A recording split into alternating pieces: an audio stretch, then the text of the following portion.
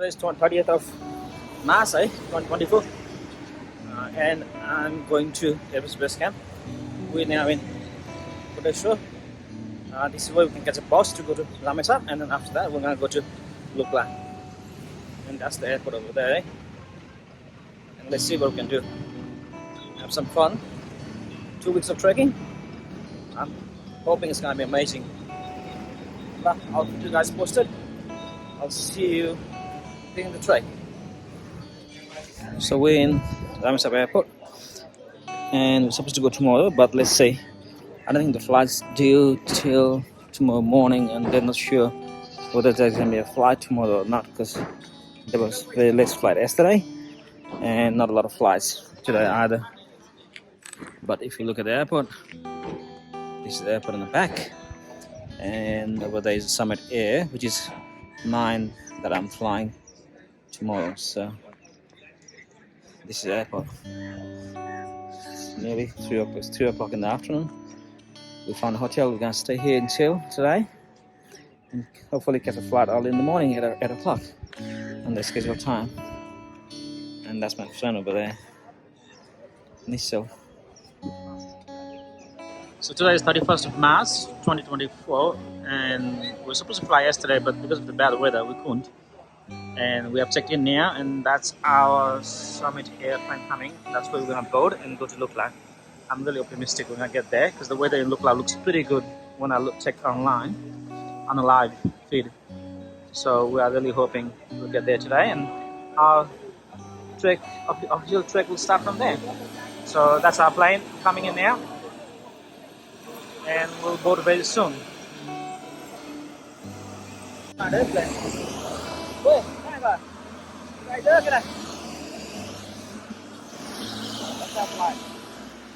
To board our plane, and this is the boarding pass.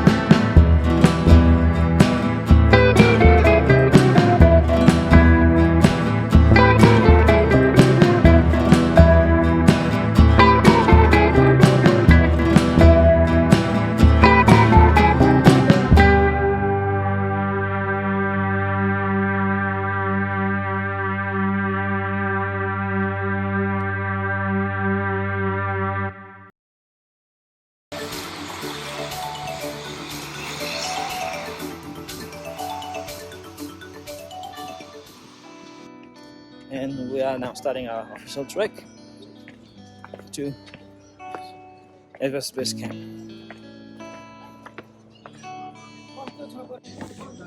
This is the door. It's a Buddhist door. The first one. Going out from Lukla. And the beautiful paintings on the top. And there is a lot of people around here. So these are the markets in Namche Bazaar. And there's a lot of shops here, so if in case you forget to buy something, you can definitely come and buy here or in Namche as well. It's kind of a little bit expensive, but nevertheless you can still buy things you want in here. And because today there's a lot of flights, so there's a lot of tourists heading to Everest Base Camp, or some of them already going to Mount Everest, but I'm sure they have a little left a couple of weeks ago. So this is the gateway to Everest Base Camp Trek. And we are just heading down now. There's lots of people waiting. Most of them have got the porters. Whereas we didn't get any porters first. I got around 13.5, maybe 14 kilos of backpack. It's quite heavy, but I think we'll get there. My friend's got more than 10 kilos as well. And that's people are there. It's 12 o'clock during the day. And that's me here. And we're ready for the trek. So we're just on 15 minutes walk.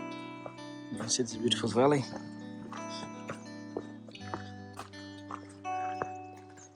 And the walk is awesome. Beautiful views. So I just had a chat with the guy that's carrying the load. There's more here. He just told me he's carrying 50 kilos of weight and he's gonna be in the base camp in the next 3 days.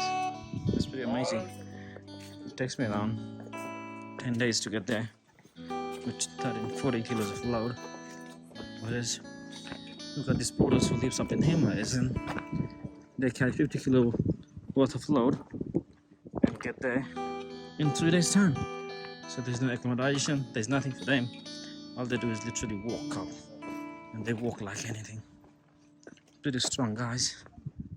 And this is the view.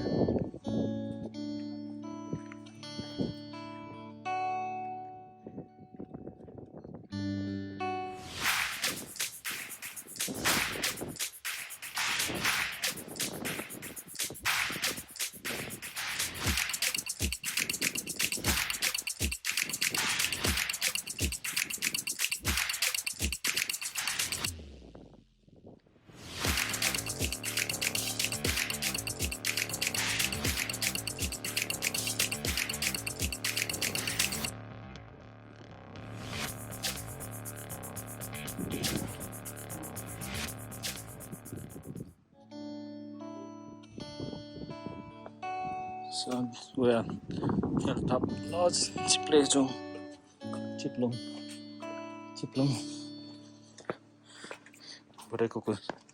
This is the dogs of the Himalayas. Very dangerous and renowned dogs. And we're here. This is the walk.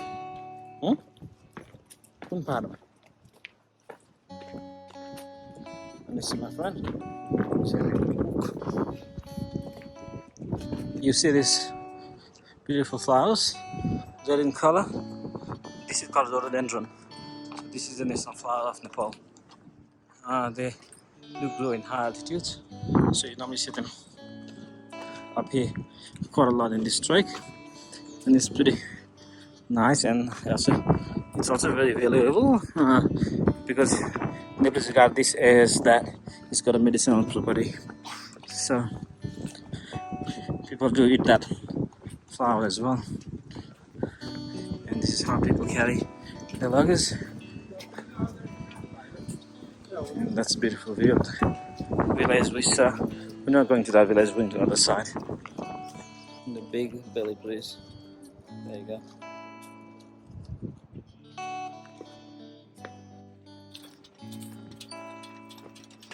Walk up in the breeze. It's pretty chill. Look at that, very beautiful videos.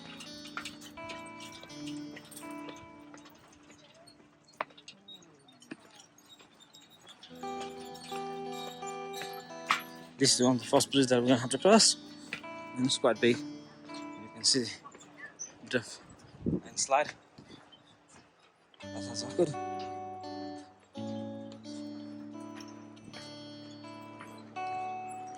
Over there is the bottom is a river. This is a yak they use to get the goods to the Himalayas up in the mountains, and they walk on their own pace, and you have to give way to them because they will not give way to you. And they got big horns. I don't want it to hit me, so we'll let them go, and we use our own route. Looks like the grains are, they're about to grow some grains in here.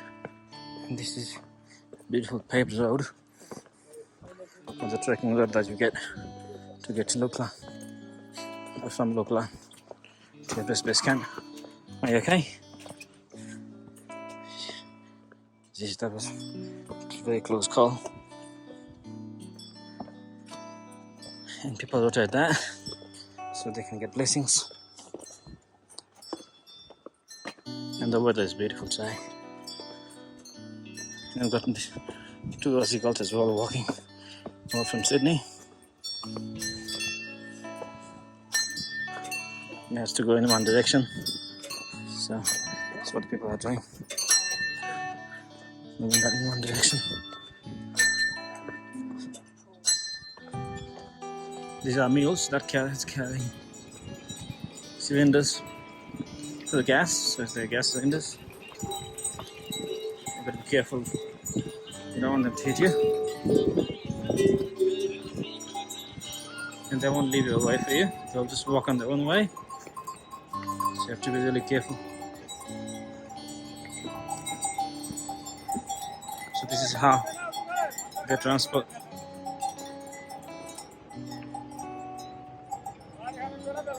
So we are now, just now is Phakding, which is 2,610 meters height. There must be plenty of hotels down there on the top, where we're gonna go and stay for the day. So today we're only done around 3 hours, now 6.5 k's off trek. We came from Lukla, I think, which is around 2,800 meters. This is 2,850 down to 24. So you don't get altitude sickness. This is pretty good now. So we're nearly there. And we'll be done for the day. And we'll trek another more than 7 to 8 hours to Namche Bazaar. Today is 1st of April 2024. Our second day of our trek. We're heading from Phakding to Namche Bazaar. Probably takes around 6 to 8 hours. Some say it takes around 4 hours, but I think that's for the locals. We do have a porter with us and a friend. So there's 3 of us. We're heading now. And the weather is pretty silly. It was very hard to wash hands and stuff this morning, but nevertheless, the weather looks pretty good. The sun's already hitting up in the peak over there. And a lot of people have already left, and we are leaving now. So we have these guys over here who carries almost 50 to 60 kilos. So I think one guy was telling me he carries around 65 kilos worth of weight, and they walk for days, a day or 2 or 3 days, and deliver goods to the shop owners. That's the reason why the stops in here are very expensive. One of the guys was telling me, like, in order to get any goods from Kathmandu to Lukla on a plane, for 1 kilo, it costs around $1. So, which is why everything we get here is very expensive. The accommodation was not that expensive last night. You know, we paid cheap money, but the food was 10 times that of the accommodation. So, and I think the pure reason why the food in here is so expensive is because, you know, it's a manual labor. Everything has to be brought carrying on people's back, or the cow's back, or the mules. So there you go. That's a beautiful view from here, and we can see the Himalayas. A little bit of snow, but because the light has hit, it looks pretty awesome. And we've got porters carrying a lot of weight. Just been nearly an hour of trekking. I think it's pretty exhausting as well. I think mainly it's because of the altitude. Still, the valley looks pretty beautiful over there. There's no sun over there, but on the other side, if you can see, sun shining. It's pretty warm in here. It's a beautiful view. And that's me.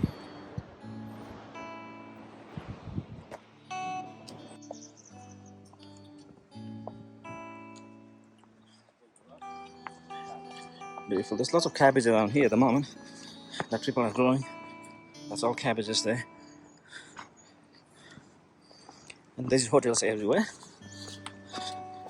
It just looks like almost every household is dependent on the tourism sector.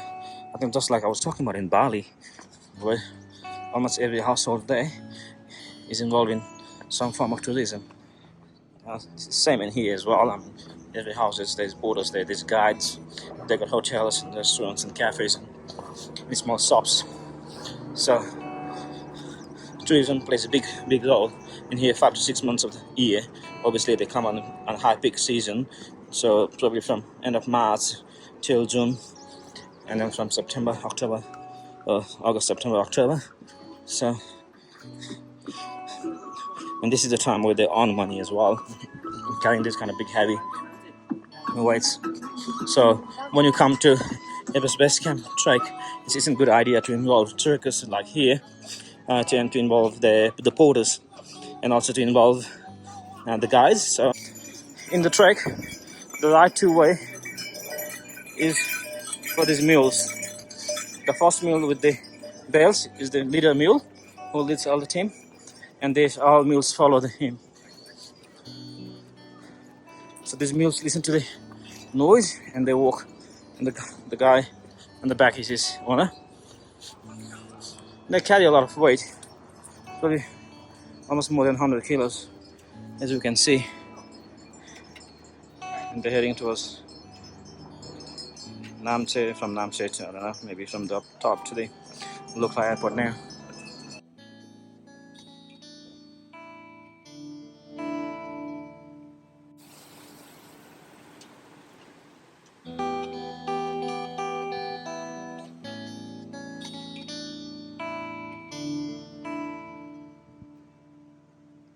There's a lot of people here, my goodness. A lot of tourists coming in, and that's the Sagamata National Park.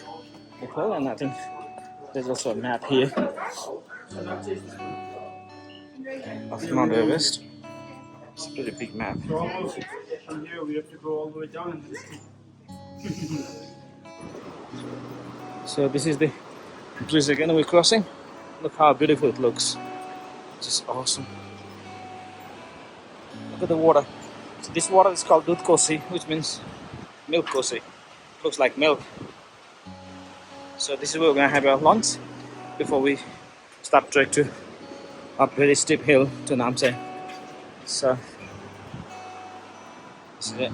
Come to Josali. This is where we're gonna have our lunch before we head up the hill to Namche. Josali is what this is how they pronounce.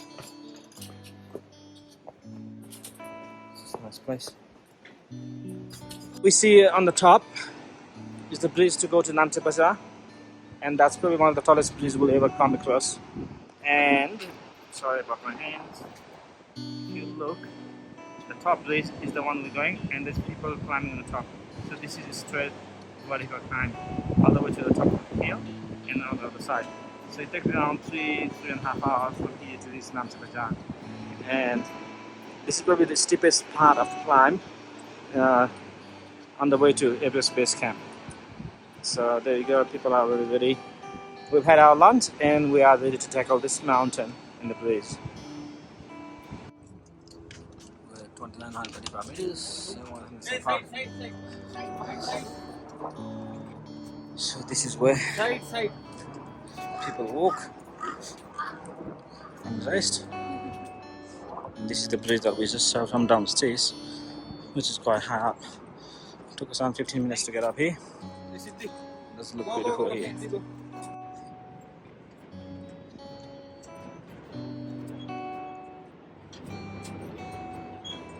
Oh, looks amazing.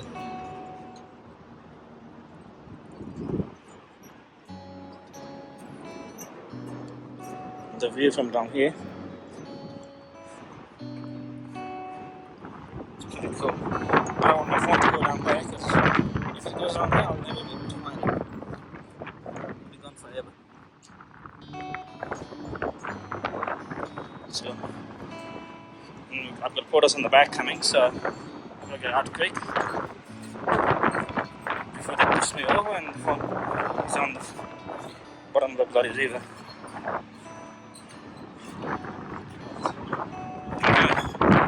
That's it. This is the first glimpse of Namche Bazaar, and we all should go all the way to the other side. And here comes Namche, the main Namche Bazaar that everyone talks about and is very famous. There you go. Look at this beautiful Buddhist paintings that they've made on the entrance. And it is everywhere. This is Namche Bazaar, and we're in now, and it just looks awesome. I think all my tiredness has just disappeared now after coming and seeing here. It's pretty fascinating. It's pretty modernized now, and it looks pretty cool. Big hotels, lovely view. It is very good, and that's the first Nepalese woman who climbed Mount Everest, and her name was kathmandu. So that's unheard. Remember that. There you go.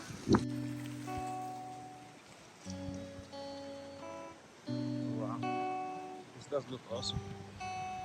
The water that's this, and it's all the way to the top.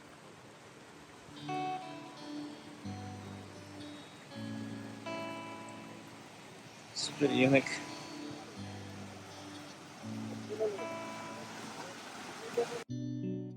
This is the room, and the room's got beautiful view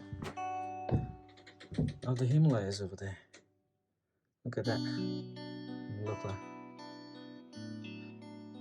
This is where we're gonna stay tonight. Well, we are in Namche Bazaar, which is more than 3,400 meters high, and people here struggle to breathe when they walk. And we have these kids here playing volleyball. It's amazing. They are very strong, these guys, and these are the guys I think who later on ends up climbing Mount Everest and being a Sherpa and being a trekkers, tour guides and porters for the people. So it's pretty amazing to see how much stamina and how much energy they have on such a high altitude.